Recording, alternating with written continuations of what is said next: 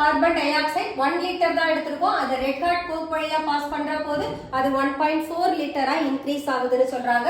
Carbon di oxide it passes through carbon, there it is converted into carbon monoxide. So how many time it forms? 2 times.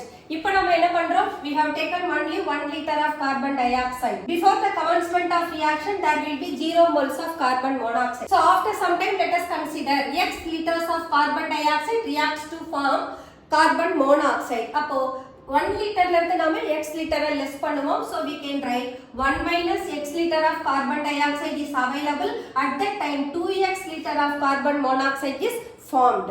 இப்போ நாம total numbers in the reaction mixture பார்த்தோம்னா we can write 1 minus x plus 2x that is equal to 1.4 liter, or 1 plus x equal to 1.4, or x equal to 1.4 minus 1 equal to 0.4 liter. The given volume of carbon dioxide is 1 liter. 1 minus 0.4 because it is equal to 1 minus x, or it is 0.6 liter.